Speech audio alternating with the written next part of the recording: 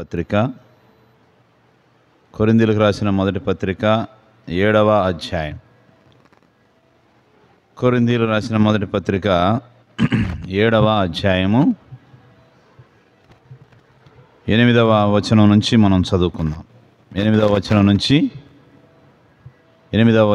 14వ వచనం వరకు మనం మార్చి చదువుకుందాం. కొరింథీయులకు రాసిన మొదటి పత్రిక 7వ అధ్యాయము 8వ వచనం నుంచి 14వ వచనం వరకు మనం మార్చి చదువుకుందాం.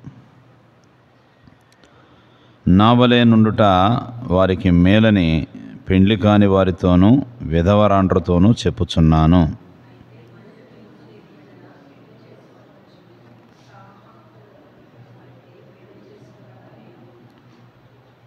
మరియు పెండ్లి అయిన వారికి నేను కాదు, ప్రభువే ఆజ్ఞాపించినదేమనగా, భార్య భర్తను ఎడబాయకూడదు.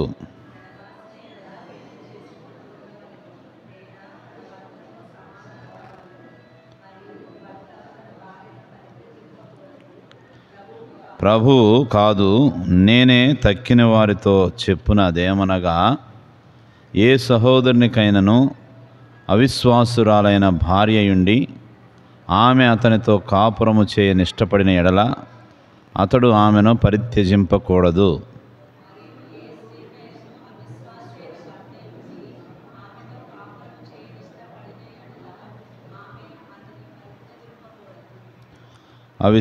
అవిశ్వాసి అయిన భర్త భార్యను బట్టి పరిశుద్ధపరచబడును, అవిశ్వాసురాలైన భార్య విశ్వాసి అయిన భర్తను బట్టి పరిశుద్ధపరచబడును. లేని ఎడల మీ పిల్లలు అపవిత్రులైందురు, ఇప్పుడైతే వారు పవిత్రులు. ప్రభు సహాయం కొరకై మనం ప్రార్థన చేసుకుందాం.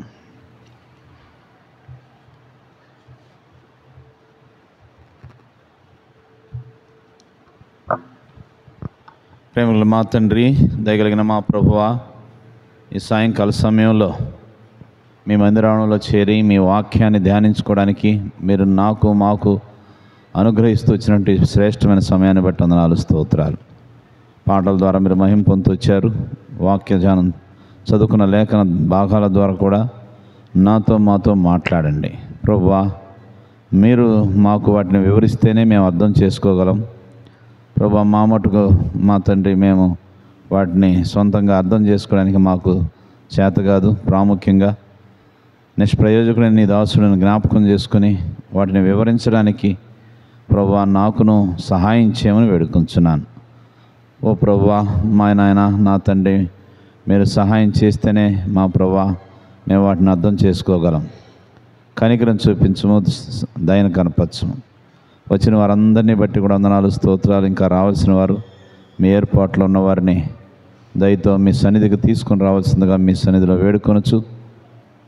ఈ సమయం మాకెంతో మేలుకరంగా చేయమని కనిపించిన దుష్టశక్తులను యేసు నామములో గద్దిస్తూ బంధిస్తూ మీకు అప్పగించుకొనొచ్చు. మీరే సహాయం చేయమని వేడుకొనొచ్చు. మీరే అభిషేకించమని కోరుకొనొచ్చు. యేసు క్రీస్తు వారి ఘనమైన పరిశుద్ధమైన నామములో స్తుతించి ప్రార్థించి వేడుకొంచున్నాము తండ్రి, ఆమెన్.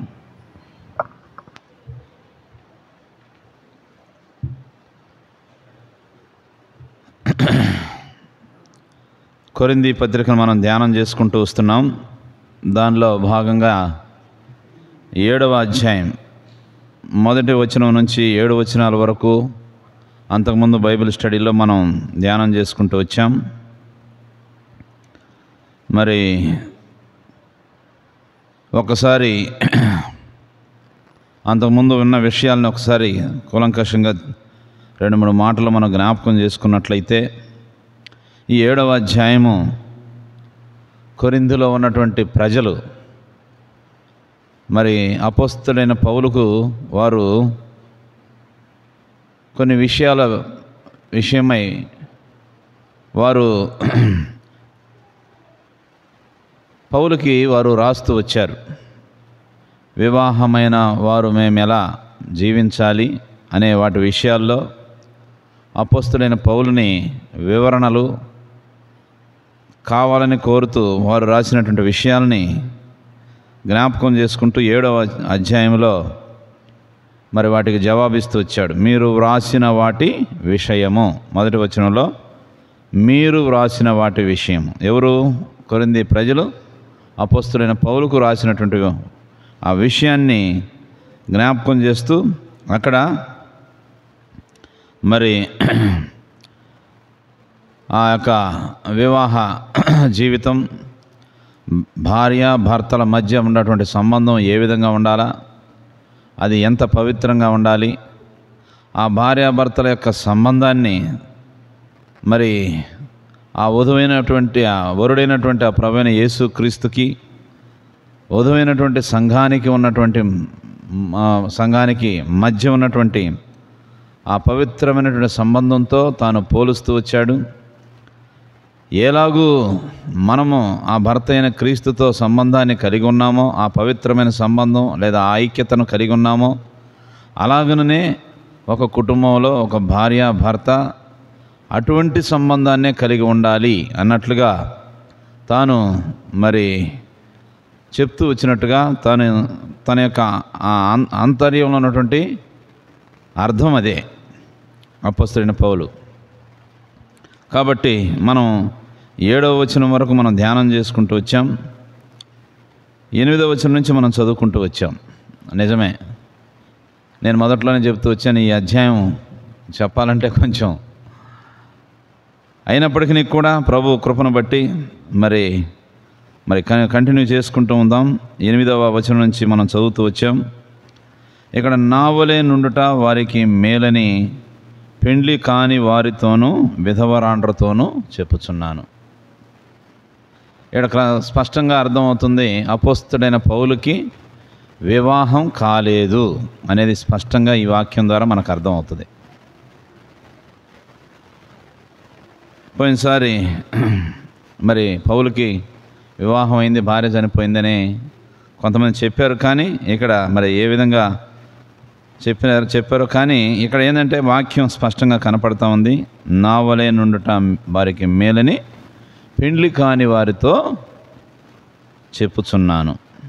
కాబట్టి అపోస్తలుడైన పౌలుకి వివాహం కాలేదు అని మనం ఇక్కడ స్పష్టంగా మనం గ్రహించవచ్చు. ఇక్కడ మనం చూసినట్లయితే మనం చదువుకున్న ఈ భాగంలో అపోస్తలుడైన పౌలు 3 గుంపుల్ని మన దృష్టికి తెస్తున్నాడు. ఎన్ని గుంపులు? 3 గుంపులు. ఏంటవి చూస్తే, మొదటి గుంపు చూస్తే చూడండి, అక్కడ మొదటి వచనం 8వ వచనంలో పెండ్లి కాని వారు విధవరాండ్రు, వీళ్ళొక గుంపు. 10వ వచనంలో చూస్తే పెండ్లి అయిన వారు, రెండవ గుంపు. 10వ వచనంలో ఎవరు? పెండ్లి అయిన వారు అంటే వివాహితులు. తర్వాత 3వ గుంపు చూస్తే 12వ వచనంలో చూడండి, తక్కిన వారు అంటే పక్క వచనాల్లో చూస్తున్నట్లయితే మరి అవిశ్వాసి అయిన భాగస్వామి కలిగిన వారు. తక్కిన వారు అంటే ఎవరు? వాళ్ళు అనగా అవిశ్వాసి అయిన జీవిత భాగస్వామి కలిగిన వారు. 12, 13 వచనాల్లో చూడవచ్చు. 3 గుంపులు. పౌలు ఈ 3 గుంపులకి తాను ఉపదేశిస్తూ ఉన్నాడు. మనకు అర్థమవుతుంది. ఇక్కడ 8వ వచనంలో చూస్తే ఏమన్నాడు? నా వలె నుండుట వారికి మేలని పెండ్లి కాని వారితోనూ విధవరాండ్రతోనూ చెప్పుచున్నాను. ఇక్కడ అవివాహితులు, ఒకవేళ విధవరాండ్రు అంటే పెళ్ళైన తర్వాత భర్త చనిపోయినటువంటి వారు, వాళ్ళు ఎలా ఉండాలని చెప్తున్నాడు ఇక్కడ.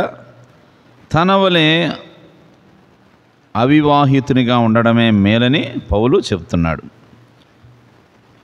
విధవరాండ్రు కూడా అవివాహితులుగా ఉండాలని చెప్తున్నాడంటే అర్థం ఏమిటి? విధవరాండ్రు అంటే ఒకవేళ విధవరాండ్రు అయితే మళ్ళీ పెళ్లి చేసుకోకూడదు అనే ఉద్దేశంతో, అసలు పెళ్లి కాని వాళ్ళకి పెళ్లి చేసుకోవద్దని, విధవరాండ్రకి మళ్ళీ పెళ్లి చేసుకోవద్దు అన్నట్లుగా మేలని వారికి చెప్తున్నాడు. ఎందుకు చెప్తున్నాడు ఆ మాట అంటే, ఈ మాటలు మనం చూస్తే అపోస్తలుడైన పౌలు వివాహానికి వ్యతిరేకమా అనే భావన మనలో కలుగుతుంది. మనం 7వ అధ్యాయం మొదట్లోనే వాటిని, ఆ అనుమానాలను మనం నివృత్తి చేసుకుంటూ వచ్చాం.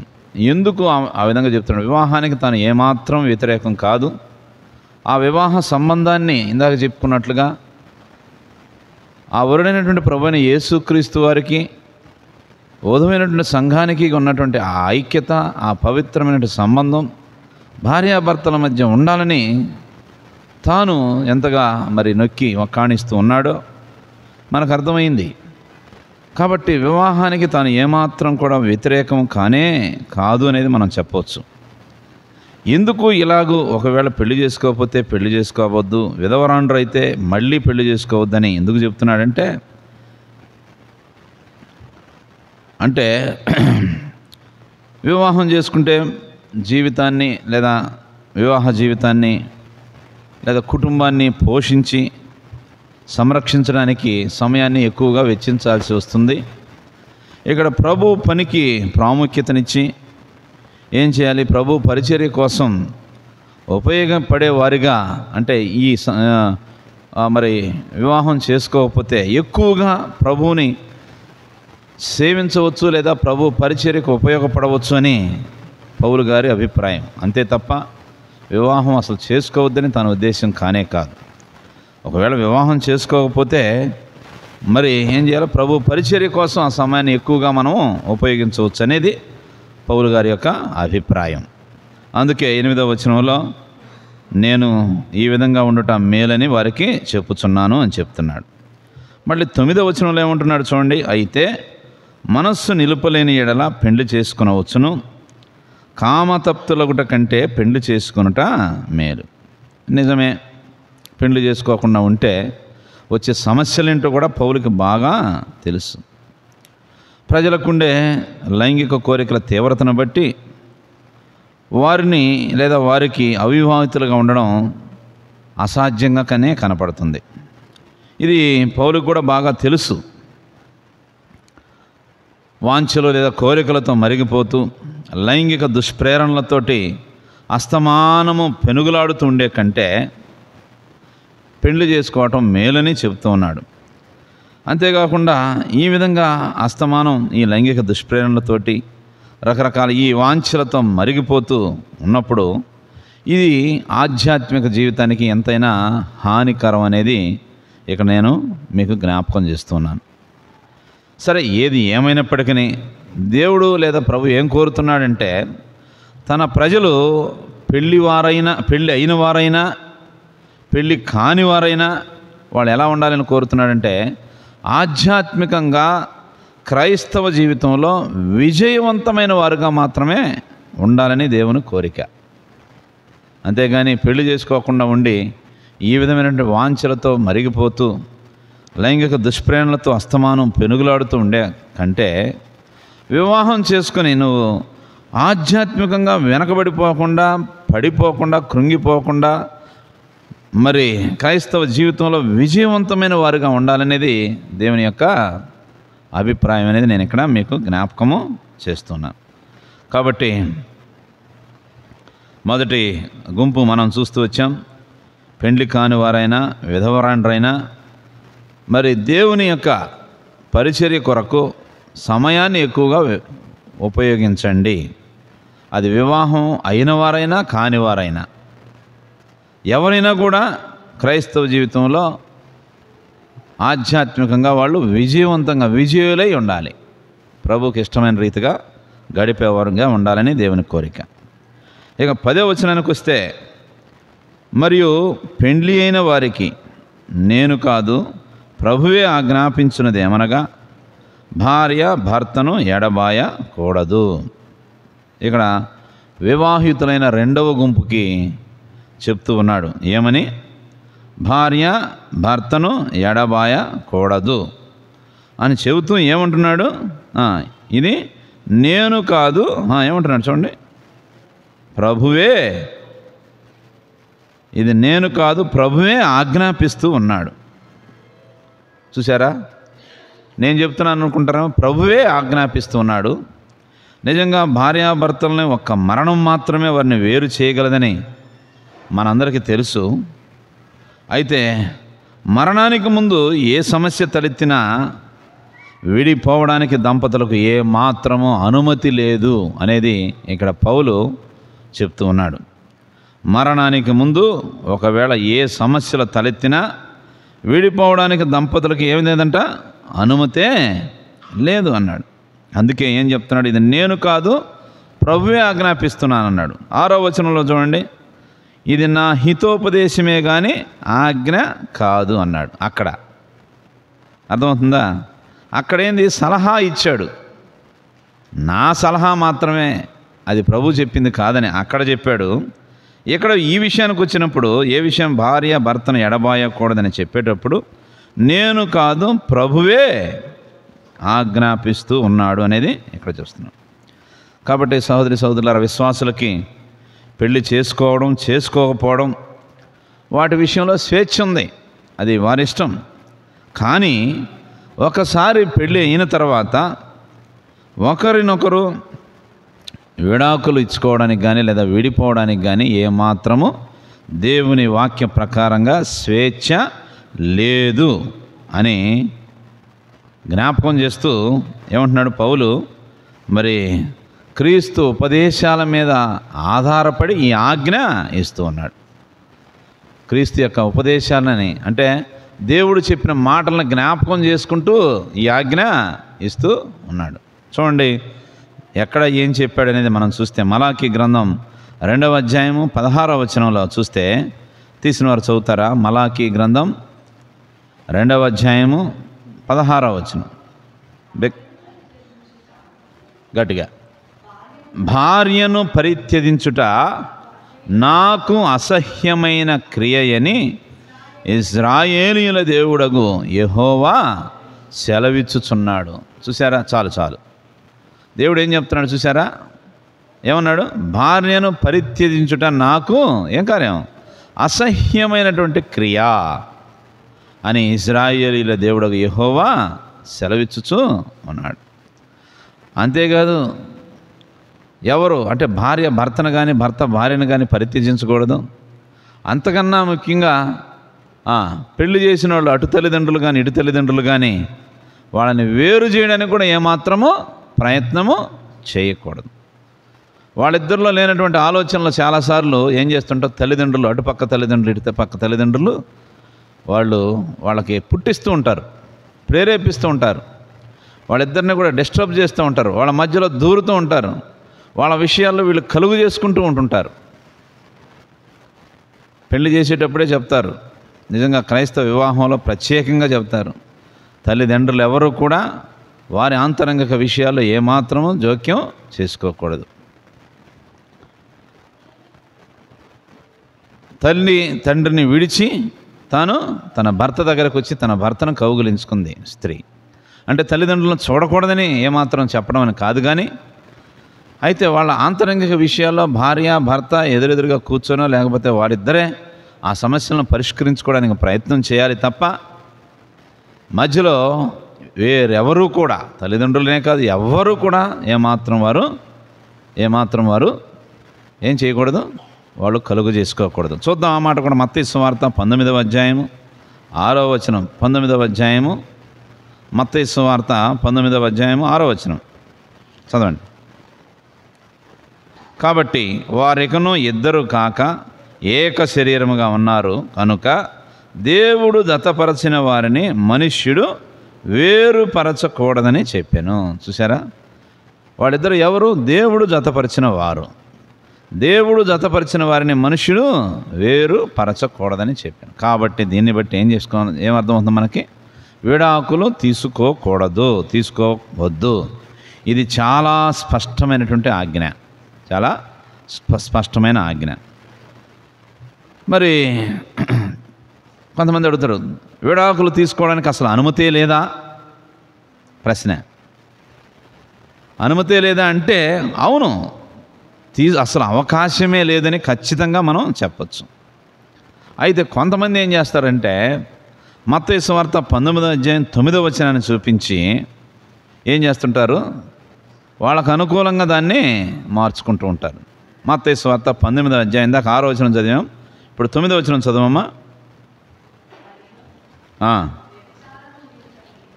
వ్యభిచారము నిమిత్తమే తప్ప తన భార్యను విడనాడి చాలు, వ్యభిచారం నిమిత్తమే తప్ప తన భార్యను విడనాడి.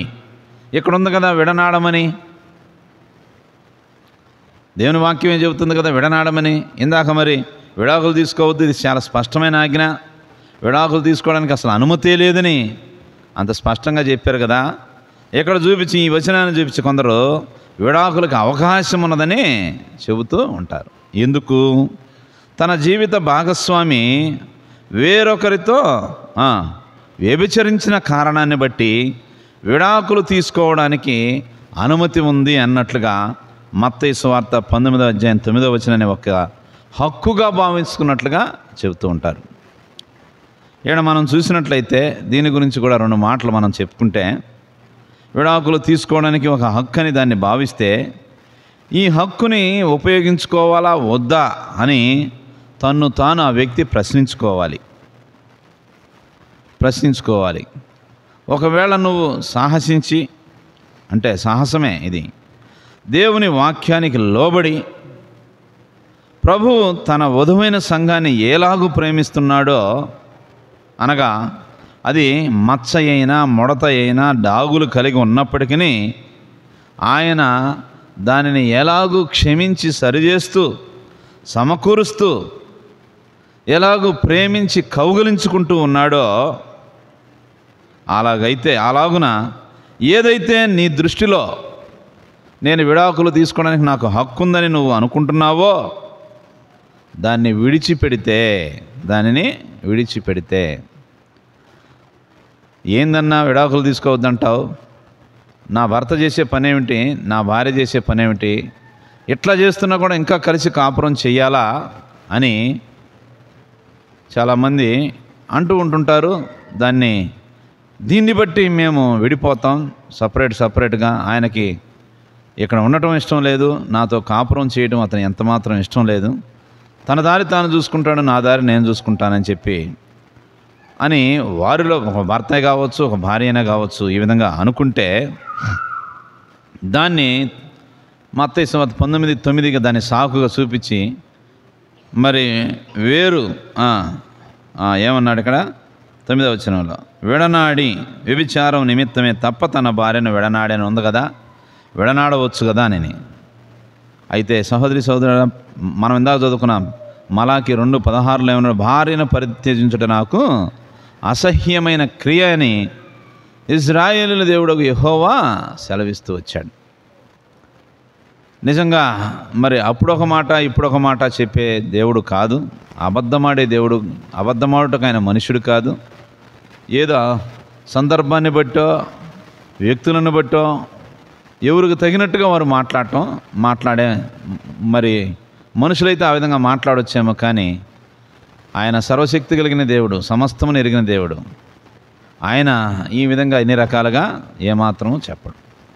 అయితే ఇక్కడ ఏం చెప్తున్నాడంటే, ఇక్కడ దేవుని వాక్యానికి లోబడి నిజంగా మొట్టమొదట్లోనే మనం చెప్పుకుంటూ వచ్చాను, ఆ ప్రభు అయిన దేవుడు, ఆ వరుడైనటువంటి ప్రభు అయిన యేసుక్రీస్తు వారు సంఘము, వధువైనటువంటి సంఘాన్ని ఎలాగూ ప్రేమిస్తున్నాడో, ఆ సంఘం ఒకవేళ మచ్చ డాగు ముడత ఆ సంఘంలో ఉంటే ఆ సంఘాన్ని విడిచిపెడుతున్నాడా చెప్పండి?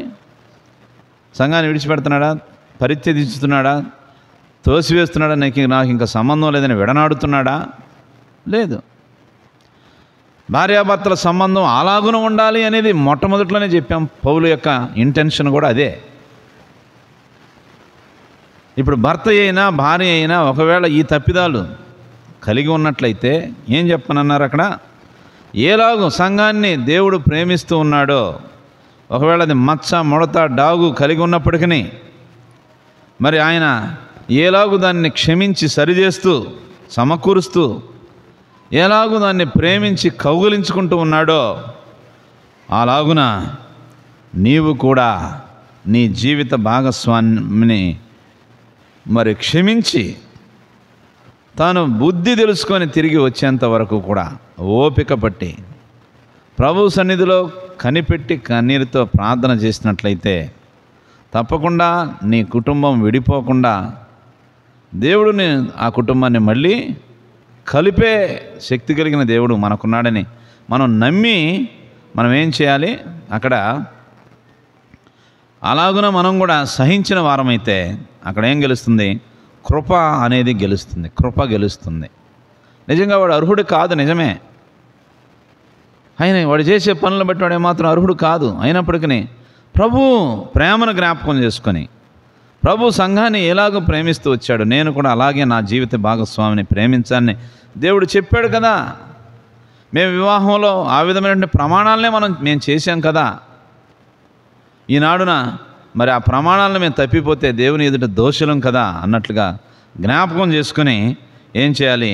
అది వివాహ బంధం, అది దేవుడు ఏర్పరిచినటువంటి బంధం, లేదా దేవుడు జతపరిచిన వారం కాబట్టి మేము ఏమాత్రం మేము వేరుపడకూడదు, ఒకరినొకరు విడనాడకూడదు, ఒకరినొకరు మేము ఎడబాపకూడదు. మరణము తప్ప మరి ఏది కూడా మనలను ఎడబాపకుండునుగాక. ఈ మాట పెళ్లి చేసే దైవజనుడు చెప్పారా లేదు? మనందరం వివాహం అయిన వారం ఇక్కడ కూర్చున్నాం, జ్ఞాపకం లేదా? కాబట్టి నిజంగా ఎక్కడో ఆ వ్యక్తి, ఎక్కడో ఈమె, వీళ్ళిద్దరిని కలిపింది ఏంది? వివాహమే. ఇది మరణం వరకు కరిగిపోనిది ఈ వివాహ బంధం, అంతేనా కదా? అలాగున ఆ ప్రభువైన యేసు క్రీస్తు వారిని, ఈ సంఘాన్ని కూడా మనం చూసినట్లయితే ఎవరు మనం, ఎక్కడి వారం, ఏ పాటి వారం? ప్రభు మనల్ని మనము ప్రేమించకుండానే, మనం కొనక మునిపే ఆయనే మనల్ని ఏర్పరచుకొని ఏం చేస్తూ వచ్చాడు? తన వధువైన సంఘంలో చేర్చుచూ వచ్చాడు. సజీవ రాళ్లతో కట్టబడినటువంటి ఆ సంఘంలో మనల్ని కూడా ఒక అంగముగా చేస్తూ వచ్చాడు. చేర్చిన నాటి నుంచి ఇప్పటి వరకు ఎన్ని తప్పిదాలు చేయలేదు, ఇంత దుఃఖపరచలేదు, ఎంతగా మనం ఆయనని బాధ పెట్టలేదు చెప్పండి. అయినప్పటికీ కూడా సంఘంలో నుంచి మనల్ని వెలివేయలేదు, ప్రేమించాడు, క్షమించాడు, సరి చేసుకున్నాడు, దగ్గరకు తీసుకున్నాడు, కౌగిలించుకున్నాడు. అపోస్తలుడైన పౌలు కూడా చెప్పేది అదే. సంఘానికి ఆ ప్రభువైన యేసుక్రీస్తుకి ఉన్నటువంటి ఆ సంబంధం ఏదైతే ఆ పవిత్రమైన సంబంధం ఉందో, సేమ్ టు సేమ్ భార్యకి భర్తకి మధ్య అలాంటి పవిత్రమైన సంబంధం, ఐక్యత కలిగి ఉండాలి అనేది ఆయన గట్టిగా చివరి అధ్యాయం చివరి వరకు కూడా అదే మాట చెప్తూ ఉంటాడు. కాబట్టి సహోదరి సహోదరులారా, జ్ఞాపకము చేసుకోనండి. వారిని కలిపింది, మరణం వరకు కరిగిపోనిది వివాహ బంధమే. కాబట్టి అది వారి ఇరువురిని కలిపి ఉంచడానికే దేవుడు ఏర్పరిచాడు తప్ప ఎప్పుడంటే అప్పుడో ఎవరికి ఇష్టమైనప్పుడు వాళ్ళు దాన్ని తెంచుకోవడానికి ఏమాత్రమో కానే కాదు. లూకాసు సువార్త 16వ అధ్యాయము 18వ వచనం కూడా చూసినట్లయితే, లూకాసు సువార్త 16వ అధ్యాయము 18వ వచనం.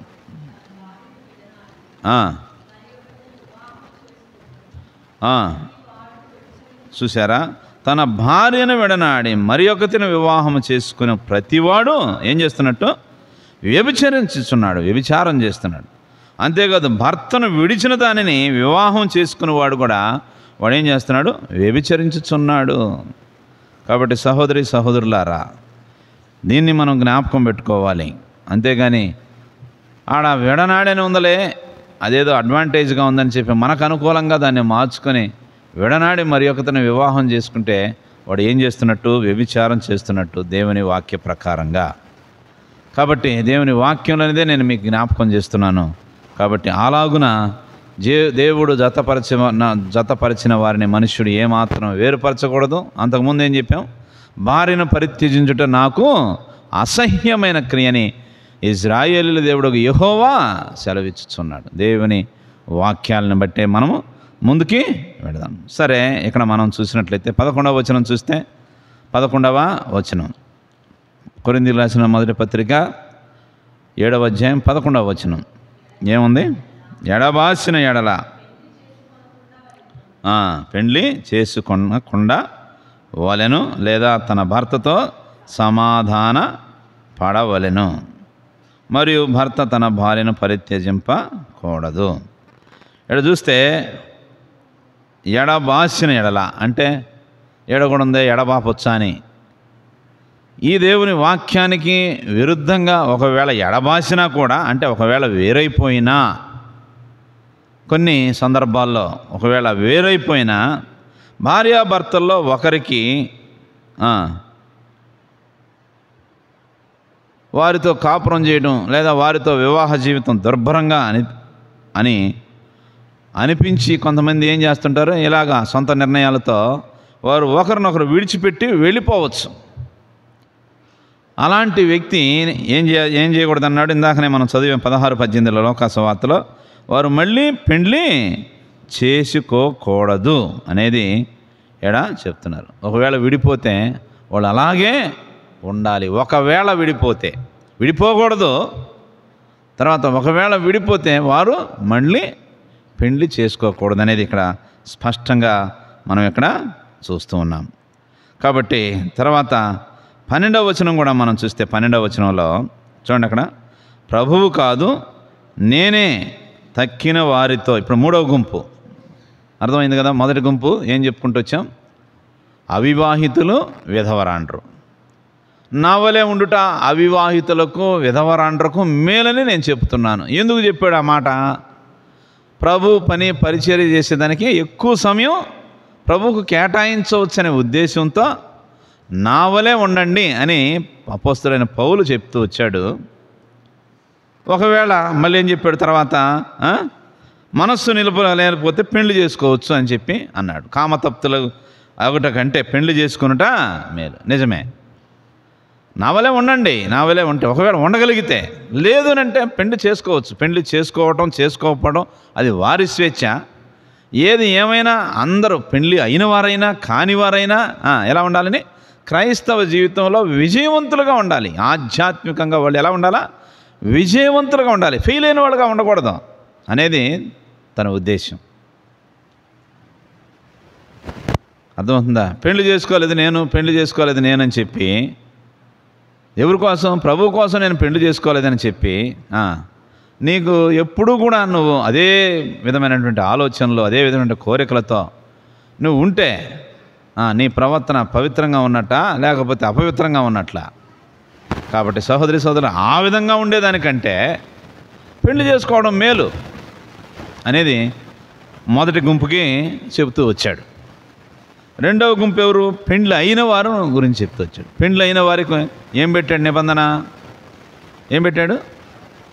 అంటే ఒకరినొకరు విడాకులు తీసుకోకూడదు, విడనాడకూడదు, ఎవరు కూడా విడనాడకూడదు. అర్థమవుతుందా? ఎందుకు అంటే దేవుని ఆజ్ఞది. ఏం చెప్పాడు? మళ్ళీ అక్కడ భార్యను పరిత్యజించుట నాకు అసహ్యమైన క్రియని దేవుడే చెప్పాడు. వీళ్ళిద్దరూ ఒకరికొకరు ఆ విధంగా చేయకూడదు. అంతేకాదు, ఇంకొకరు వీళ్ళ మధ్యలో దూరి వాళ్ళని విడగొట్టడానికి ప్రయత్నం చేస్తూ ఉంటారు. చేసేవాళ్ళు చాలామంది ఉంటారు సమాజంలో. చాలామందిని తల్లిదండ్రులే కాపురాలని చెడగొడతా ఉంటారు. అవునా కాదా? నేనే కొత్తగా ఏం చెప్పడం లేదు. అట్లాంటి వాళ్ళు కూడా చేస్తే అది పాపం. దేవుడు జతపరిచిన వాడిని మనుష్యుడు వేరుపరచకూడదు, అది పాపం. దేవుని ఆజ్ఞను అతిక్రమిస్తే, దేవుడు ఆ ఆజ్ఞ చేశాడు, దానికి వ్యతిరేకంగా చేస్తే మనుషుడు ఏం చేస్తున్నట్టు? పాపం చేస్తున్నట్టు. అటు తల్లిదండ్రులైనా బంధువులైనా ఎవరు కూడా వారి సమస్యల్లో, వారి విషయాల్లో ఏవేలు పెట్టకూడదు, వాళ్ళే పరిష్కరించుకోవాలి అనేది అది చాలా స్పష్టమైన ఆజ్ఞ అనేది పౌలు చెప్తూ వచ్చాడు. కొంతమంది మత్తయి సువార్త 19వ వచనంలో ఉన్నదాన్ని బట్టి తమకు అనుకూలంగా వాక్యాన్ని చాలామంది ఈ రోజుల్లో చూస్తున్నాం. తమకు ఎలాగూ అనుకూలమో ఆ వాక్యాన్ని అంతవరకే కత్తిరించి మిగతాయి చదవరు. అంతవరకే ఈదుగా ఎవడందో విడనాడి అని ఉంది. విడనాడి అంటే విడనాడొచ్చు అనేది అనుకూలంగా తీసుకునే వాళ్ళు ఆ విధంగా చేసేవాళ్ళు ఉంటారేమో, కానీ అలాంటిది అవకాశమే లేదనేది చాలామంది అపోస్తలుడైన పౌలు చాలా గట్టిగా కూడా చెప్పాడు. మరి భార్య ప్రవర్తన లేదా భర్త ప్రవర్తన విపరీతంగా మరి లోకంలో చెడుగా ఉంది భయంకరంగా. విశ్వాసంలో పెళ్ళి అయిన తర్వాత పెళ్ళి కాకముందే విశ్వాసులే కదా పెళ్లి చేసుకునేది. పెళ్ళి అయిన తర్వాత మరి భార్య ప్రవర్తన మారింది, భర్త ప్రవర్తన మారింది. వీళ్ళతో ఆయనతో నేను విసిగిపోతున్నాను, ఆమెతో నేను విసిగిపోతున్నాను, మేము సపరేట్గా ఉండాలని కోరుకుంటున్నాము అంటే ఏం చెప్పాడు అప్పుడు అపోస్తలుడైన పౌలు? దేని జ్ఞాపకం చేస్తూ వచ్చాడు? ప్రభువైన యేసుక్రీస్తు సంఘాన్ని ఏ విధంగా ప్రేమించాడో ఆ ప్రేమను నువ్వు జ్ఞాపకం చేసుకొని అప్పటికీ కూడా నువ్వు ఏం చేయాలా? సహించు, ప్రేమించు, కౌగులించుకో, చేర్చుకో. అది మచ్చున్నా, ముడతున్నా, డాగున్నా చేర్చుకొనే చెప్పాడు తప్ప విడనాడా వద్దనేది చాలా గట్టిగా చెప్తూ వచ్చాడు. ఏది? పెళ్ళైన వారి ఆ గుంపుకి చెప్పింది. అంతేనా కదా?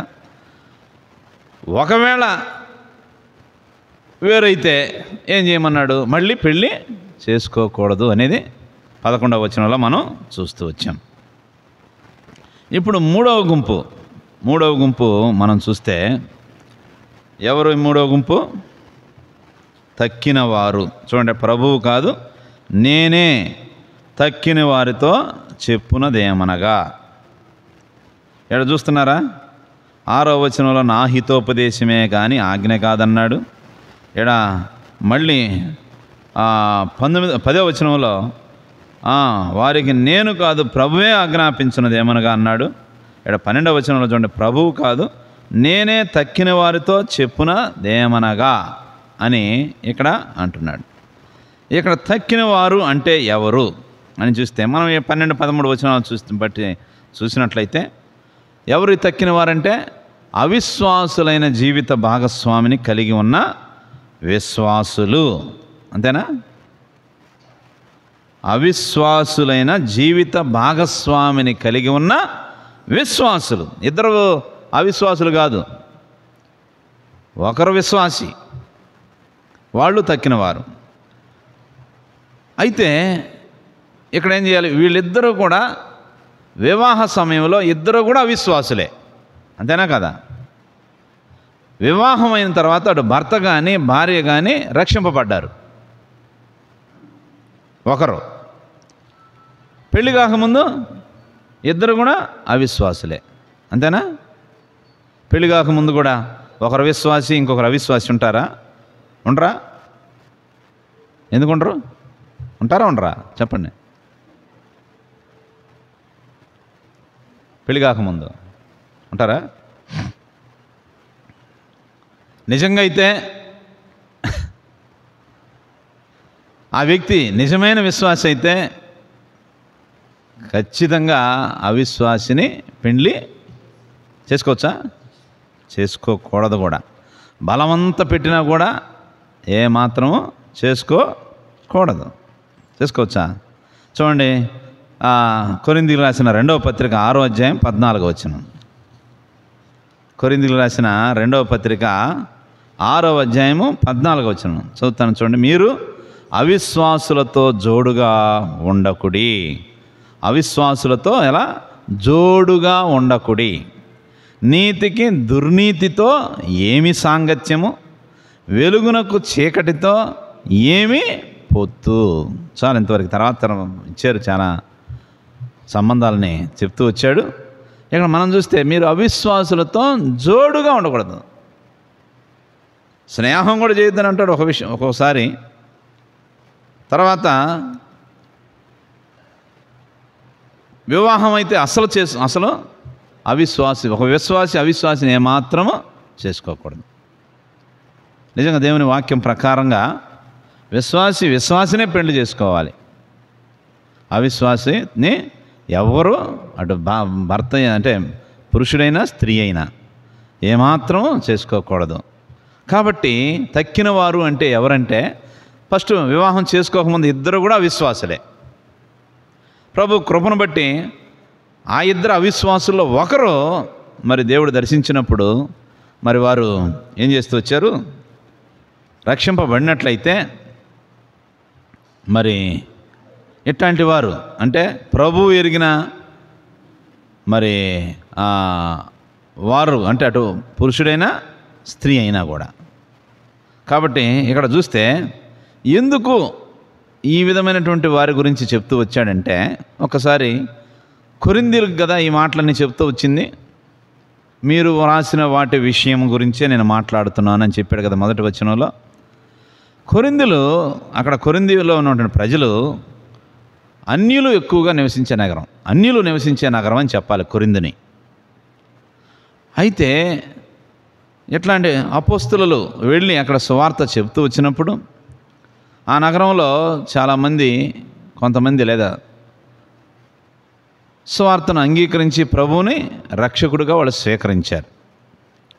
వారి విశ్వాసాన్ని బట్టి ఏమైనా చాలా కుటుంబాలు విచ్ఛిన్నమైపోయాయి కూడా. కొంతమంది రక్షింపబడ్డారు, కొంతమంది రక్షింపబడ్డారు. అంటే భర్త రక్షింపబడితే భార్య రక్షింపబడదు, భార్య రక్షింపబడితే భర్త రక్షింపబడ్డం. ఈ విధమైనటువంటి భిన్న ధృవాలు ఒక ఇంట్లో ఉంటున్న దాన్ని బట్టి కొరింథీలో కొంత కలకలం, అంటే కొంచెం గలిబిలి రేగిన పరిస్థితి కనపడతా ఉంది. అయితే ఇక్కడ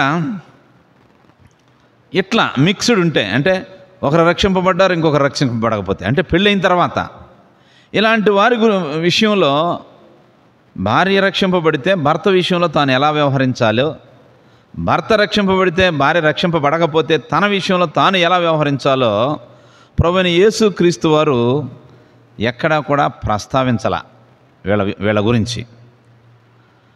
అయితే ఎటువంటి ఆజ్ఞలు కూడా జారీ చేయలేదు.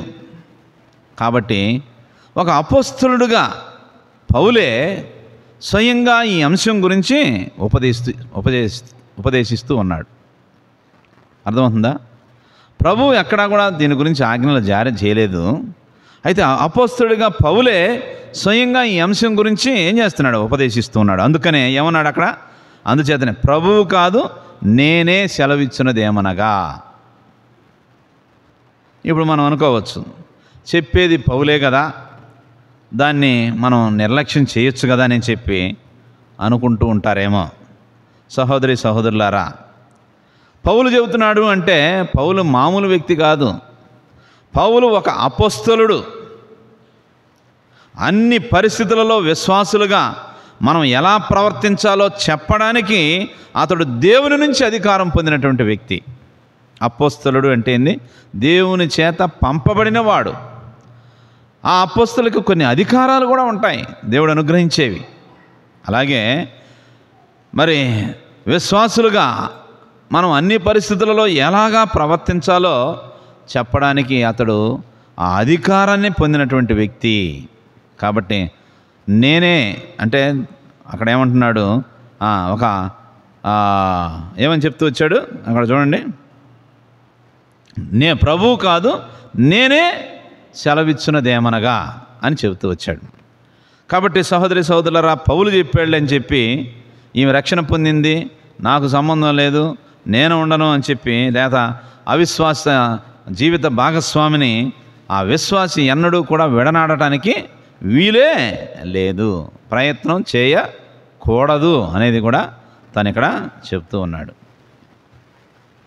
జ్ఞాపకం పెట్టుకుందాం, ఇవన్నీ మనందరికీ తెలిసినవే అని అనుకుంటుంటాం. కానీ వివాహ జీవితంలో చాలాసార్లు దేవుని వాక్యం మనకేం బోధిస్తుంది, ఆ అధికారం పొందినటువంటి అపోస్తలులు ఏ విధంగా మనకి ఈ విషయాలను తెలియజేస్తున్నారు అనేది మనం జ్ఞాపకం చేసుకొని మన ఇష్టం వచ్చినట్టుగా మనం మాట్లాడకూడదు, వ్యవహరించకూడదు. విశ్వాసమైనప్పటికీ ఇవన్నీ కూడా మనకు తెలిసినట్టుగానే ఉంటాయి. కానీ దేవుని యొక్క నియమాలను మనం స్పష్టంగా తెలుసుకొని ఆ విధంగా మనం జీవించినట్లయితే, వ్యవహరిస్తూ ఉంటే అది దేవునికి ఇష్టం.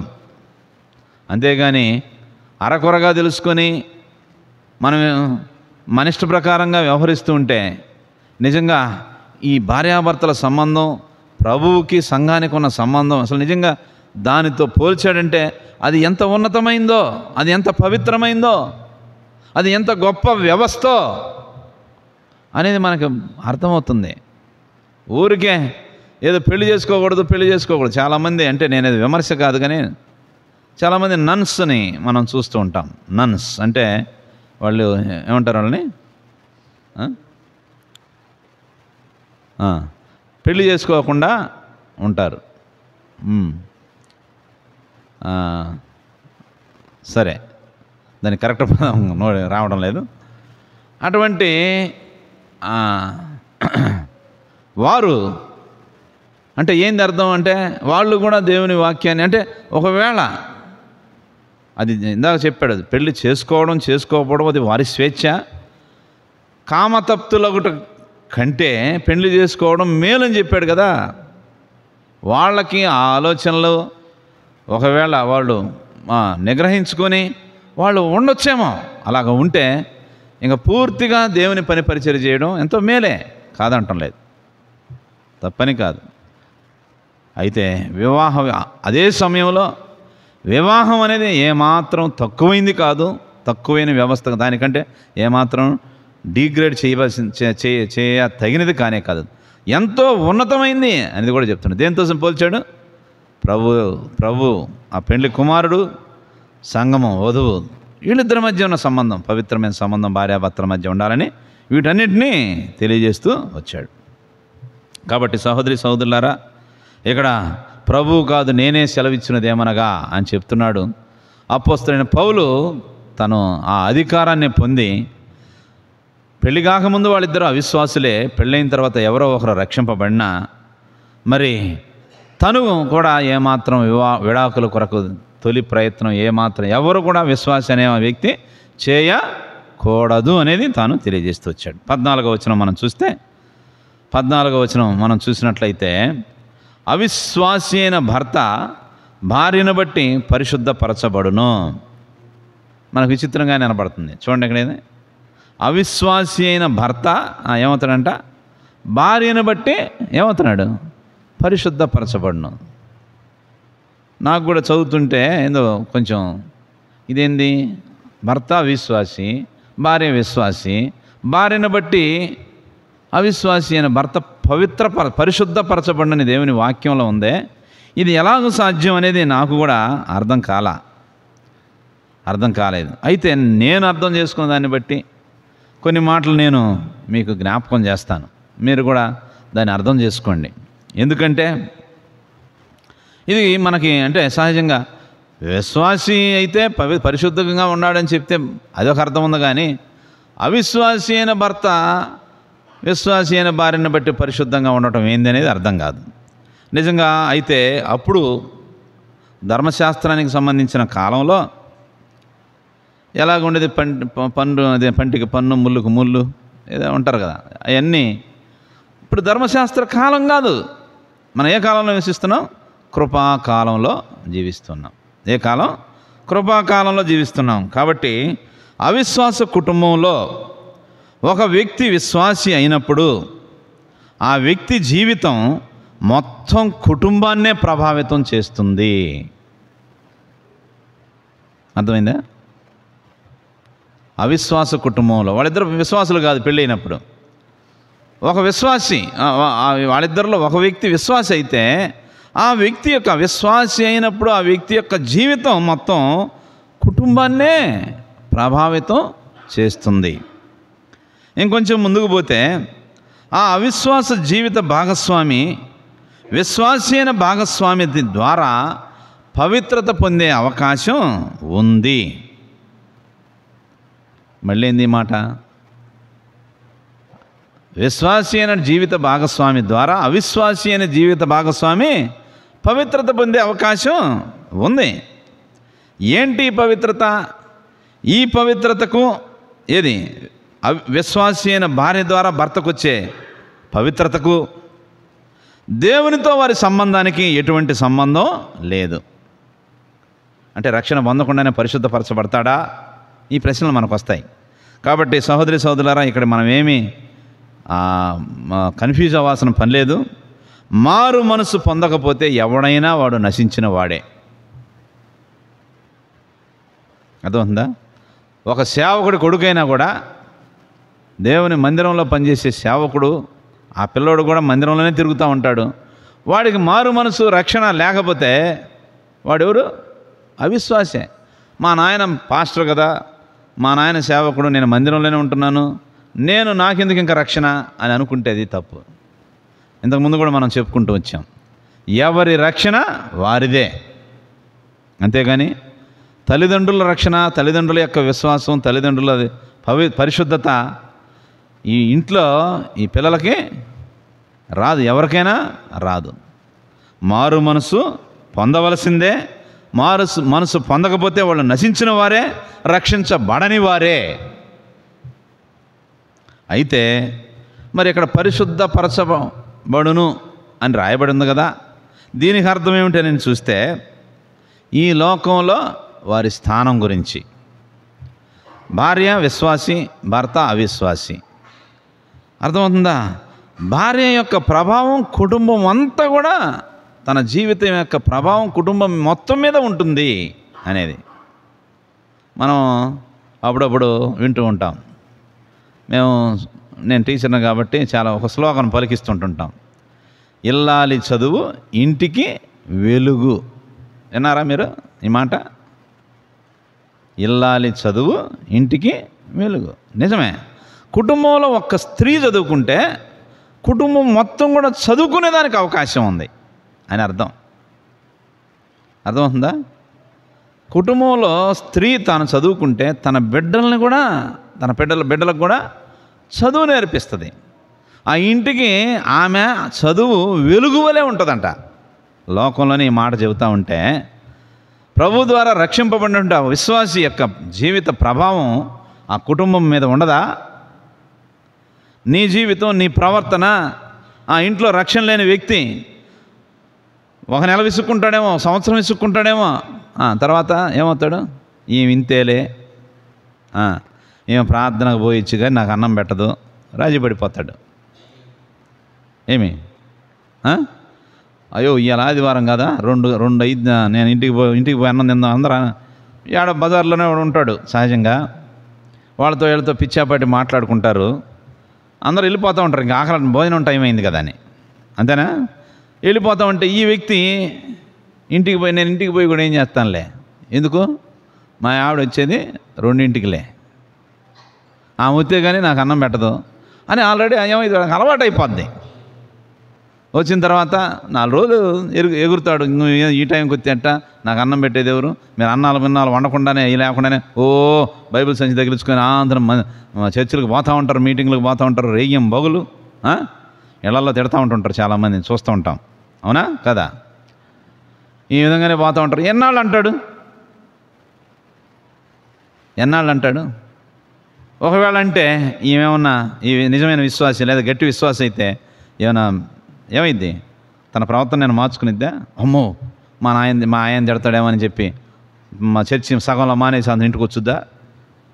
నిజంగా హృదయంలో దేవుని భయం ఉన్నటువంటి వ్యక్తి ఏం పద్ధతే? ఆయన పద్ధతి ఆయన తిడతానే ఉంటాడు, ఏం చేస్తూనే ఉంటుంది. అయితే ఎప్పుడో ఒకనాడు దాని యొక్క పవిత్రత ఏమిటో, దాని యొక్క మరి దాని ద్వారా నిజంగా కుటుంబంలో ఈమె ప్రార్థన, కన్నీటి ప్రార్థన ద్వారా కుటుంబంలో జరిగిన మేళ్ళు తను చూస్తూనే ఉంటాడు. నిజమే. ఇతర కుటుంబాలు గాలిగిదిరి తనతో పాటు అటు ఇటు వీధిలో ఊరకు తిరిగే వాళ్ళు ఉంటారు చూసారా? వాళ్ళ కుటుంబాలకి వీళ్ళ కుటుంబాలకు పోలిస్తే దేవుడి కుటుంబాన్ని ఆశీర్వదించడం, వాళ్ళలో ఆశీర్వాదాలు లేకపోవడం తను గమనిస్తూనే ఉంటాడు. తాను పట్టుదలతో, విశ్వాసంతో తన కొరకు, తన భర్త కొరకు, తన బిడ్డల కొరకు చేస్తున్న ఎడతెగనటువంటి ప్రార్థన దేవుడు ఏం చేస్తాడు? విడిచిపెట్టడం. అర్థమవుతుందా? ఒకవేళ రక్షణ, మారు మనసు లేకపోయినా కూడా భౌతికంగా కలిగే కొన్ని ఆశీర్వాదాలతో ఆ కుటుంబాన్ని తృప్తిపరుస్తూనే ఉంటాడు. లోటు కలుగ చేయడు అనేది ఎప్పటికైనా తన భర్త గ్రహిస్తాడా లేదా? గ్రహిస్తే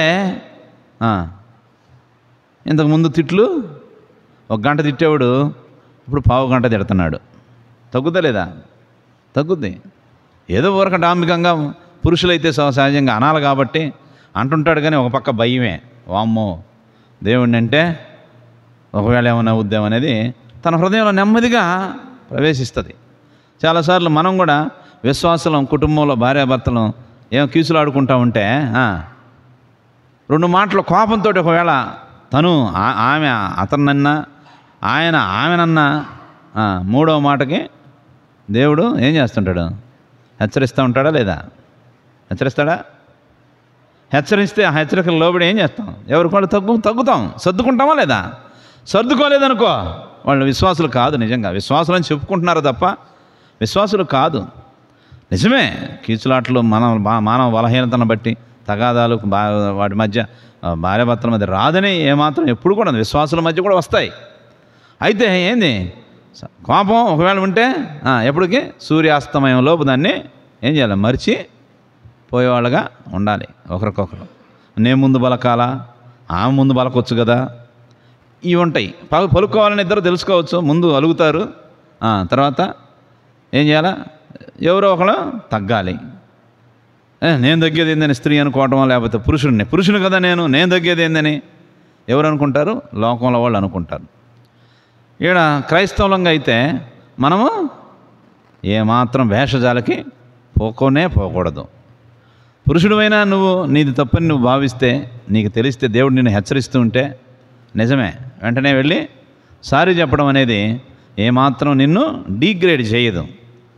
నువ్వు వెళ్ళి సారీ చెబితే నీ స్థాయి పెరుగుతుందే తప్ప ఏమాత్రం తగ్గకూడదు. అటు స్త్రీ అయినా ఇటు పురుషుడైనా గుర్తుపెట్టుకోవాలి. విశ్వాసులంగా చెప్పడానికి సహజంగా లోపల ప్రాచీన పురుషుడు బయటకు వస్తూ ఉంటాడు కదా, తగ్గించుకొని మనం అన్నీ విడిచిపెట్టి వచ్చినా కూడా వాడు ఏం చేస్తుంటాడు? అప్పుడప్పుడు మనల్ని పరీక్షిస్తూ ఉంటుంటాడు.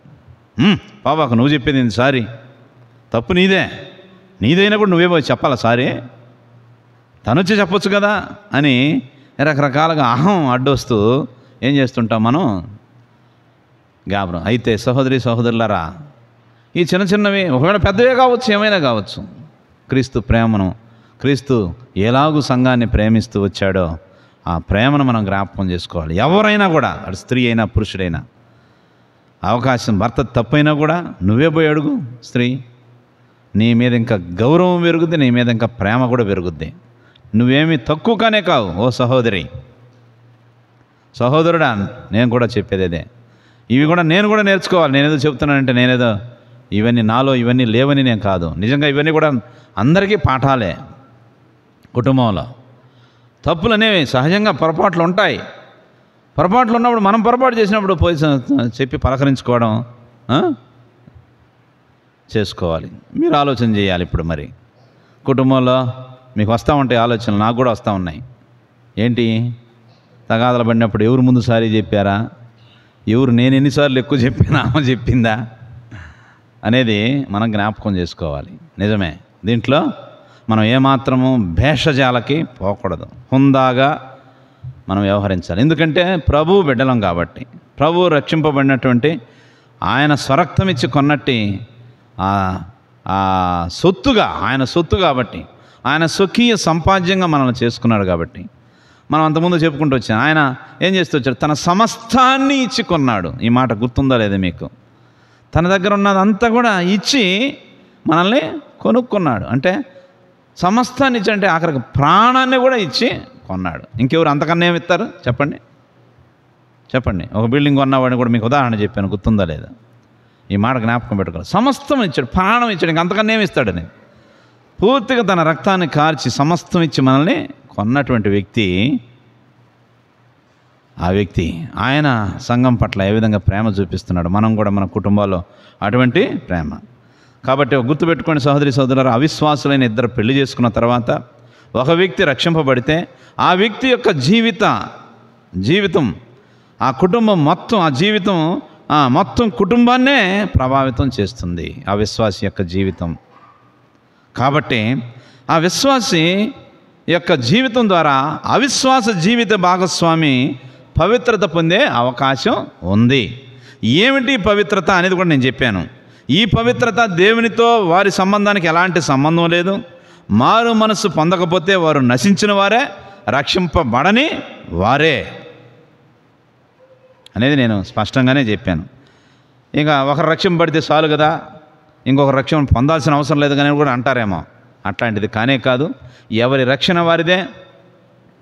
అర్థమవుతుందా? ఎవరు దేవునితో ఏ విధమైన సంబంధాన్ని కలిగి ఉన్నారో ఆ సంబంధాన్ని మనం జ్ఞాపకం పెట్టుకోవాలి. కాబట్టి అయితే రక్షింపబడినటువంటి జీవిత భాగస్వామి కుటుంబంలో ఉన్నటువంటి అవిశ్వాసి అయినటువంటి వ్యక్తికి ఈ లోకంలో ఒక ప్రత్యేకమైన స్థానం ఉంటుంది ఆ కుటుంబంలో.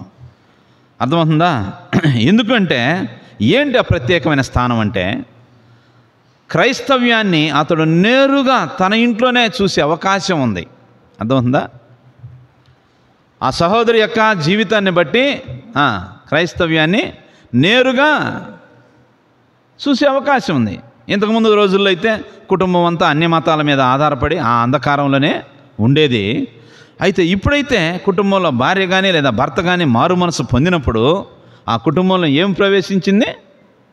వెలుగు ప్రవేశించింది. గుర్తుపెట్టుకుందాం. అర్థమైంది? చదువే వెలుగు అని చెప్పాను చూసారా? ఆ చదివే వెలుగైతే ఇక చూడండి ఈ ఈ రక్షణ ఇంకా ఎంత వెలుగుని తీసుకొస్తుంది చెప్పండి. అర్థమవుతుందా? కుటుంబంలో వెలుగు ప్రవేశించింది. కుటుంబంలో వెలుగు ప్రవేశిస్తే ఆమె మీదనే ఉంటుందా, లేకపోతే ఇల్లంతా లైట్ వేస్తే ఒక మూలనే ఉంటుందా వెలుతురు? ఉండదు. ఆ వెలుగు రూమంతా వ్యాపించినట్టుగా చూడండి, ఆ వెలుగు ప్రవేశిస్తున్నప్పుడు అప్పటి నుంచి ఆ కుటుంబంలో ఉన్నటువంటి అవిశ్వాసి, అది భార్య అయినా భర్త అయినా, ఇష్టం ఉన్నా లేకపోయినా ప్రతిరోజు ఆ వెలుగును తప్పించుకునే అవకాశము ఉందా? లేదు. ఆయనకి ఇష్టం ఉండకపోవచ్చేమో. నువ్వు రక్షింపబడ్డావు, నీ భర్త ఆ వెలుగుని తప్పించుకునే అవకాశం లేదు.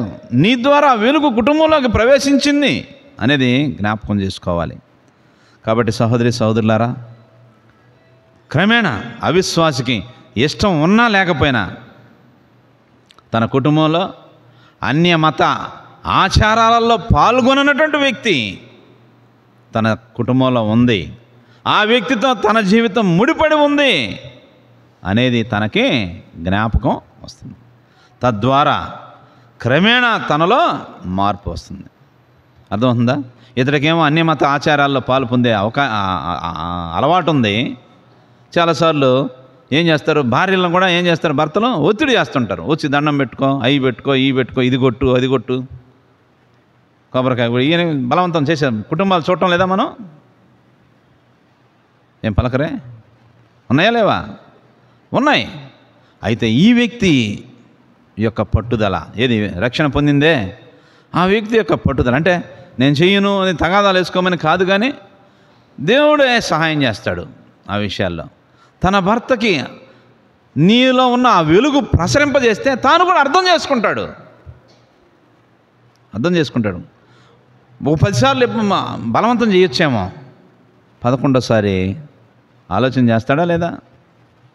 అది నీ విశ్వాసాన్ని బట్టి, నీ స్థిరత్వాన్ని బట్టి, నీలో ఉన్నటువంటి ఆ వెలుగు నువ్వు ఎంతగా ఇతరుల మీద, నీ కుటుంబం మీద ప్రకాశింపజేస్తున్నావో అనే దాన్ని బట్టి ఉంటుంది. ఆమె రాదులేయ్యా అంటాడు, తనే అంటాడు. ఆమెను ఎందుకు బలవంత పెట్టేది? ఆమె వచ్చి దండం పెడదాం, ఆమె టెంకాయ కొట్టదు, మనమే చేసుకుందాంలే పదండి అని సర్ది చెబుతాడు తానే కూడా తన తల్లిదండ్రులకి. జ్ఞాపకం పెట్టుకోండి, ఈ మాట వ్యర్థం కాదు, నిజమే. చాలా కుటుంబాలు ఆ విధంగా జరిగి, నా జోలికి ఏమి రాడమ్మా, నా భర్త రక్షణ పొందలేదు కానీ నేను ప్రార్థనకు పోతే ఏమన్నా చాలామంది సహోదరులు చెబితే నేను విన్నాను. రకరకాలుగా తల్లిదండ్రులు వాళ్ళ కుటుంబాలు బంధువులు తీసుకొచ్చి ఈ చేయాలి కదా, ఈ చేయాలి కదా, ఈ ఆచారాల్లో పాలు పంపులు పొందాలి కదని తాను లక్కుని పోతారు. ఒరే, కుటుంబంగా భార్య భర్తలు ఇద్దరు కలిసి చేయాలని చెప్పి అంటుంటారు. కానీ నా భర్త ఏం చెప్తాడు తెలుసా? మొదట్లో నన్ను ఒత్తిడి చేశాడు, కానీ ఇప్పుడు ఏం చేస్తున్నాడు? తను రాదులే, తన భర్తను దాన్ని బలవంత పెట్టొద్దు, నేను ఒక్కడు ఏదైనా కావాలంటే నేను వస్తాను, నేను వచ్చి చేస్తాను అని అంటాడే, కానీ నన్ను ఆ విధంగా బలవంత పెట్టడని చెప్పే సహోదరులు నేను చాలామంది నేను విన్నాను కూడా, చూసాను. అంటే ఏంది ఆ ప్రభావం, ఆ పరిశుద్ధత, ఆ కుటుంబం, ఆ వెలుగు అనేది అవిశ్వాసులైన వారి మీద కూడా పడుతుంది. కాబట్టి వారు కూడా పరిశుద్ధ పరచబడవచ్చు. అర్థమవుతుందా? కాబట్టి సహోదరి సహోదరులారా, తాను కూడా అర్థం చేసుకుంటాడు. ఈ వ్యక్తితో, అన్య మతాచారాల్లో పాలు పొందనటువంటి వ్యక్తితో నా జీవితం ముడిపడి ఉంది, కాబట్టి నేను ఏ విధంగా వ్యవహరించాలి అనేది దేవుడు కూడా తనకి ఆ ఆలోచన, ఆ వివేచన ఇస్తాడు. అదేంది? రక్షణ పొందిన విశ్వాసులకే కదా ఇచ్చేది, అన్యులకు కూడా దేవుడు ఆలోచన ఇస్తాడా అంటే నిజమే, ఇస్తాడు. చాలాసార్లు విశ్వాసులైన వారికి అన్యుల ద్వారా కూడా దేవుడు సహాయం చేయడా? మనం ఒక పని మీద వెళ్ళాం, జడ్జి అన్యుడు, మనకు అనుకూలమైన తీర్పు దేవుడే పలికించాడు అంటుంటాం. ఒక మొండికి పడిన ఒక పని పూర్తి కాలేదు, ఆ అధికారికి దేవుడు మంచి మనసు ఇచ్చాడు. అన్నాళ్ళు నెలలు తిప్పించుకొని అది అవదు పో, ఇది పో, అది పని అసహించుకొని మరి నెట్టేసినటువంటి వ్యక్తి ఆ రోజు దేవుడు తనకు మంచి మనసు ఇచ్చాడు, ఆ పని కాదన్న పని పూర్తి చేసి ఇచ్చాడు. నిజమే. కాబట్టి సహోదరి సహోదరులారా, కుటుంబంలో ఒక వ్యక్తి విశ్వాసి, ఇంకొక వ్యక్తి అవిశ్వాసి ఉంటే, అంటే ఎప్పుడు పెళ్ళైన తర్వాత రక్షణ పొంది, ముందే పెళ్ళికి విశ్వాసితో పొత్తు లేదు, వాళ్ళు పెళ్లి చేసుకోకూడదు. విశ్వాసి అయి ఉంటే విశ్వాసనే చేసుకోవాలి. ఇద్దరు అవిశ్వాసులు పెళ్లి చేసుకున్నారు. పెళ్లి చేసుకున్న తర్వాత ఒక వ్యక్తి రక్షణ పొందాడు. ఆ వ్యక్తి రక్షణ పొందడం ద్వారా ఆ వెలుగు కుటుంబంలోకి ప్రవేశించింది. తద్వారా ఏమైంది? వారి మీద, తన పిల్లల మీద ప్రభావం ఖచ్చితంగా ఉంటుంది. క్రమేణా పోయే కొంది. ఇప్పుడు ఇంతకుముందు అసలు నన్నే పోవద్దనేవాడు ఇప్పుడు ప్రార్థన చేస్తుంటే వచ్చి గమ్మున నిలబడతాడు. చాలామంది నేను చూశాను, మా బంధువుల్లోనే నేను చూశాను. అసలు ప్రార్థన అంటే ఏడవబోయి ఇంతకుముందు అసలు అనుమతించేవాడు కాదు. ఇంట్లోకి ప్రార్థన పెట్టుకోవడానికి అవకాశం ఇచ్చాడు. క్రమేణా పాస్టర్ మళ్ళీ అయిపోయిన తర్వాత కుటుంబానికి ప్రార్థన చేసేటప్పుడు పిలిస్తే కూడా వచ్చేవాడు కాదు. మీరు చేసుకోండి రూమ్లో పోయి తలుపేసుకునేవాడు. తర్వాత క్రమేణా ఆమె వదిలిపెట్టలేదు. కుటుంబంలో కొడుకులు జరిగించుకుంటూనే ఉంది, ప్రార్థన చేయించుకుంటూనే ఉంది, అప్పుడప్పుడు పిలుస్తూనే ఉంది సేవకుల్ని. పిలిచినప్పుడు ఈ సేవకులు అతనితోటి మాట్లాడేటప్పుడు మొహమాటానికైనా వచ్చి మాట్లాడుతుంటాడు. దేవుడు ఏదో ఒక సమయంలో ఏదో కొన్ని మాటలతోటి తనను కూడా హృదయాన్ని సంధించినప్పుడు తను కూడా వాక్యానికి విధేయత చూపించేదానికి అవకాశము ఉంది. విధేయత చూపించే చాలాసార్లు మందిరానికి వెంటనే బైబిల్ పట్టుకుని మందిరానికి వస్తాడు అనేది కూడా ఆశ కాదు. విధేయత చూపిస్తాడు, వస్తాడు, ప్రార్థన చేయడానికి వచ్చి ఉంటాడు, అంతే. గమ్మున నిలబడతాడు. నేను చూశాను మా బంధువులను చాలామంది. ఉంది విశ్వాసం. చెప్పి కూర్చొని బాగా ఆలకిస్తాడు. పాస్టర్లతో వచ్చిన సేవకులతో ఎంతో మర్యాదగా కూడా మాట్లాడతాడు. వాళ్ళ సాగనంపి కూడా వస్తాడు. అయితే మందిరానికి ఇంక తర్వాత దేవుని కృప, దేవునికి అతన్ని కూడా మందిరాన్ని కూడా వచ్చేదానికి నడిపిస్తాడేమో. కాబట్టి జ్ఞాపకం పెట్టుకుందాం, ఒక విశ్వాసి యొక్క ప్రభావం ఎంత గొప్పగా కుటుంబంలో ఉంటుందనేది. విశ్వాసులంగా ఒకవేళ మీ కుటుంబాల్లో ఇటువంటి పరిస్థితులు ఉంటే మీరు ఏమాత్రం కూడా వెనకడుగు వేయద్దు. మీ భాగస్వామిని దేవుని వైపు నడిపించే దానికోసం ఎడతెరపి లేకుండా మీరు ప్రయత్నాలు చేస్తూనే ఉండాలి. అంటే విసుగు పుట్టేదాకా చేయబాకండి. విసిగిస్తూ ఉంటారు కొంతమంది. విసిగించడం కాదు, విసిగించేటప్పుడు విసిగించాలి. దాన్ని టెక్నికల్గా మనం అంటే దేవుడు ఇచ్చినటువంటి ఆలోచన బట్టి మనం ముందుకి వెళ్ళాలి తప్ప జ్ఞాపకం చేసుకుంది. కాబట్టి సహోదరి సహోదరులారా, ఈ సువార్త ద్వారా కుటుంబాల్లోకి అలాంటి ఆశీర్వాదం ఎలా అడుగు పెడుతుందో మనం గమనిస్తూ వచ్చాం. కాబట్టి మారిన వ్యక్తికే కాదు ఆ ఆశీర్వాదం, ఆ వ్యక్తి యొక్క కుటుంబ సభ్యులకు కూడా ఆ ఆశీర్వాదం ఉంటుంది అనేది అపొస్తలుడైన పౌలు ఇక్కడ మనకి జ్ఞాపకం చేస్తూ వచ్చాడు. కాబట్టి అయితే ఇంకా రక్షణ అవసరం లేదు, ఆశీర్వాదాలు వస్తాయని చెప్పాను అనుకోకూడదు. మళ్ళీ అతడు మాత్రం పరలోకానికి సొంతగా వ్యక్తిగతంగా మారు మనసు లేకపోతే అతను పరలోకానికి ఏమాత్రం ఎంట్రీ లేనే లేదు. దాంట్లో డీవియేషనే లేదు. ఎవరి రక్షణ వారిదే అని చెప్పి నేను ఇందాకనే మీకు జ్ఞాపకం చేస్తూ వచ్చాను. కాబట్టి సహోదరి సహోదరులారా, ఈ విధంగా 3 గుంపులు మనం చూస్తూ వచ్చాం. అవివాహితులు, విధవరాండ్రు. 2వ గుంపు వివాహం అయిన వారు. 3వ వాళ్ళు తక్కినవారు. తక్కినవారు అంటే అవిశ్వాసులుగా పెళ్లి చేసుకున్నారు. పెళ్లి చేసుకున్న తర్వాత ఒకరు రక్షణ పొందారు. అంటే ఒక విశ్వాసి, అవిశ్వాసి అనేటువంటి ఇంకొక జీవితం భాగస్వామి. వాళ్ళు ఎలా ఉండాలో ఈ 3 గుంపులకు పౌలు ఏ విధంగా ఉపదేశిస్తూ వచ్చాడో వాటిని మనం ఇప్పుడు చూస్తూ వచ్చాం. కాబట్టి ఈ విషయాలు వ్యక్తిగతంగా మనం దాన్ని అన్వయించుకోవడం కావచ్చు, మనకి ఎక్కడ ఏది అవసరమవుతుందో తెలుసుకున్నాం. కాబట్టి ఇతరులకు కూడా మనం చెప్పేవారంగా ఉండాలి. అందుకోసమే దేవుని వాక్యంలో ఇవన్నీ కూడా రాయబడుతూ వచ్చాయి. మనల్ని క్రమపరచడానికే, మనకు బుద్ధి నేర్పించడానికే ఇవన్నీ కూడా మనకు రాయబడుతూ వచ్చాయి. కాబట్టి సహోదరి సహోదరులారా, మనం ఇక్కడ చూసినటువంటి ఈ 3 గుంపుల్లో వ్యక్తులు ఎలాగ ఉండాలో వాటన్నింటినీ కూడా మనం పూర్తిగా తెలుసుకున్న వారమై, కుటుంబాల్లో ఏ పరిస్థితులు ఉన్నాయో ఆ పరిస్థితులకు తగ్గట్టుగా దేవుని వాక్యానికి మాత్రమే మనం లోబడి ఆ విధంగా మనం జీవించినట్లయితే దాని ద్వారా ఎంతో గొప్ప మార్పులు మన కుటుంబాల్లో చోటు చేసుకుంటాయి. వివాహం అయిన వాళ్ళు కూడా, ఇద్దరు విశ్వాసుల మధ్య కూడా నేను చెప్తూ వచ్చాను, ఇద్దరు విశ్వాసుల మధ్య కూడా వచ్చినటువంటి గలాట, కీచులాట, వాటి విషయాల్లో కూడా మనం ఎలా ఉండాలి, ఎలా ఉంటే దేవుని నామానికి మరి మహిమ ప్రభావాలు వస్తాయి. మన ద్వారా మన కుటుంబాలను బట్టి పక్కింట్లో వాళ్ళు మనమే కీసులాడుకుంటూ వీళ్ళు చర్చికి పోతారా, సాయంత్రం ఇంటికి వచ్చి అలా కొట్టుకుంటారా అని చెప్పి అనుకుంటుంటారు చాలామంది. విశ్వాసులైన వారం కూడా పొరపాట్లు వచ్చినప్పటికీ ఎలాగా ఒకరినొకరు సర్దుకొని మరి తగ్గించుకొని ఉండాలో మనం పెళ్ళప్పుడే ప్రమాణాలు చేశాను. నేనేం కొత్త ఏం చెప్పటం లేదు. వీటి విషయాల్లో మనం ఆచరణీయ యోగ్యంగా మనం నడుచుకున్నట్లయితే మనము క్రైస్తవ జీవితంలో విజయవంతులంగా మనము ఉండగలము. అలా కాకపోతే ఏమవుతాం, మనం ఫెయిల్ అయిన వారంగానే ఉంటాం. కాబట్టి జాగ్రత్త. ఇటువంటి విషయాల్లో మనం దేవుని వాక్యాన్ని అనుసరించి నడుచుకునేటట్లుగా దేవుడు మనకు సహాయం చేయనుగాక.